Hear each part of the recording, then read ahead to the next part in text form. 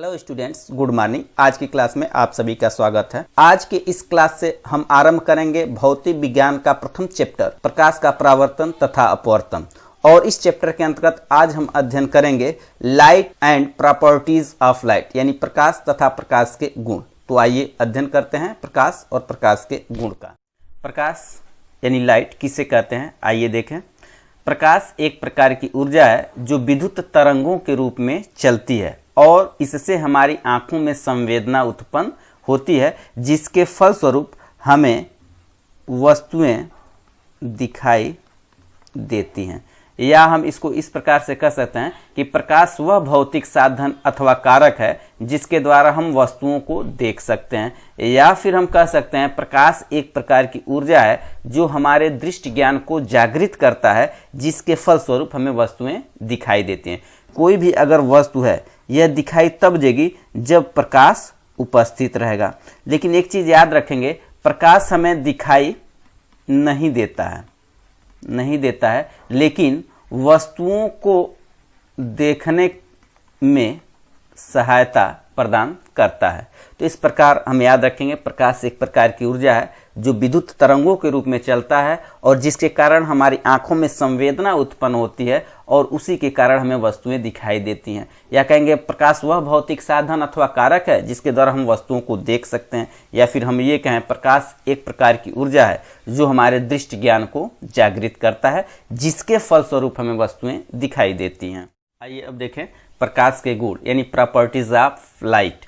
तो कुछ प्रकाश के महत्वपूर्ण जो कैरेक्टर हैं उसके बारे में हम जान लेते हैं।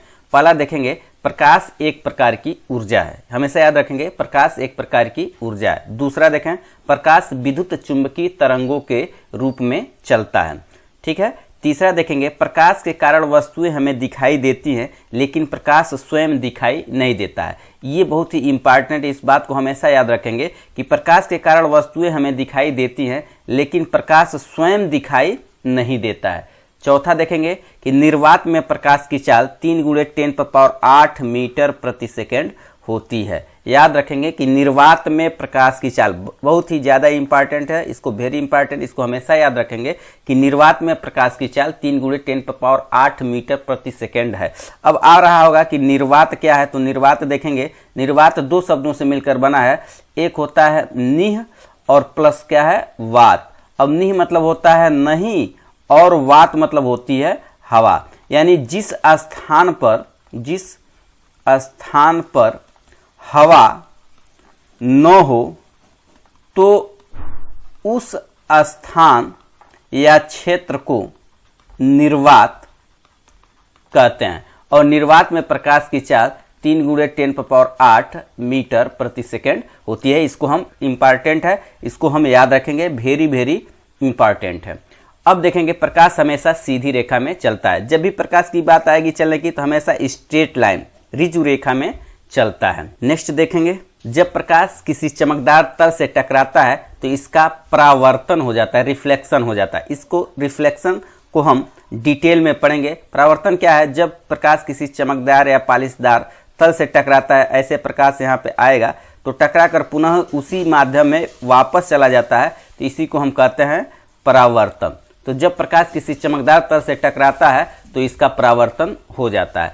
अब नेक्स्ट देखते हैं कि जब प्रकाश एक माध्यम से दूसरे माध्यम में जाता है तो उसकी चाल और तरंगदैर्घ्य बदल जाती है, जिसके कारण अपवर्तन, अब यहाँ पर देखेंगे रिफ्रैक्शन की घटना होती है। अब रिफ्रैक्शन क्या है, जैसे मान लेंगे यहाँ पर कोई कांच है ये, जब प्रकाश की किरण इधर से आएगी, यहाँ पे प्रकाश की किरण आ रही है तो इसको यह सीधी न जा करके यह अपने मार्ग से थोड़ा सा विचलित होकर के इधर चली जाती है, ये ऐसे हो जाता है। तो यानी जब प्रकाश एक माध्यम से दूसरे माध्यम में जाती है तो वह अपने मार्ग से विचलित हो जाती है, तो इस घटना को हम प्रकाश का अपवर्तन कहते हैं। अपवर्तन को भी हम डिटेल में पढ़ेंगे। सिर्फ यहाँ पर जान लीजिए कि जब प्रकाश एक माध्यम से दूसरे माध्यम में जाता है तो उसकी चाल और तरंगदैर्घ्य बदल जाती है। याद रखेंगे चाल और तरंगदैर्घ्य बदल जाती है, जिसके कारण उसमें अपवर्तन की घटना घटती है। नेक्स्ट देखते हैं प्रकाश विद्युत चुंबकीय विकिरण का एक छोटा रूप है।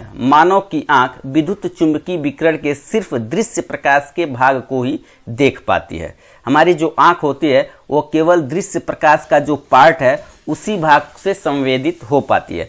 और नेक्स्ट देखेंगे कि दृश्य प्रकाश की जो तरंग दैर्घ्य होती है वह 3900 एंगस्ट्रॉम से लेकर 7800 एंगस्ट्रॉम के मध्य होगी। ये भी इंपॉर्टेंट है, अक्सर पूछ देता है कि दृश्य प्रकाश की तरंग दैर्घ्य कितनी होती है। तो 3900 एंगस्ट्रॉम और 7800 एंगस्ट्रॉम के मध्य की जो तरंग दैर्घ्य होती है उसी तरंग दैर्घ्य को हम दृश्य प्रकाश कहते हैं। और नेक्स्ट देखेंगे प्रकाश पारदर्शी माध्यम जैसे कांच, वायु आदि से तो गुजर सकता है, परंतु अपारदर्शी माध्यम जैसे लोहा, लकड़ी इत्यादि से नहीं गुजर सकता है। कहने का मतलब यह है जो प्रकाश है वह ठोस पदार्थों जैसे लोहा, लकड़ी इत्यादि से आर पार नहीं जा पाता है, लेकिन कांच, वायु इत्यादि वस्तुओं के वह आर पार जा सकता है। हम प्रकाशिक माध्यम को भी डिटेल में पढ़ेंगे। आज की क्लास में इतना ही, मिलते हैं नेक्स्ट क्लास में नेक्स्ट टॉपिक के साथ। तब तक के लिए गुड बाय।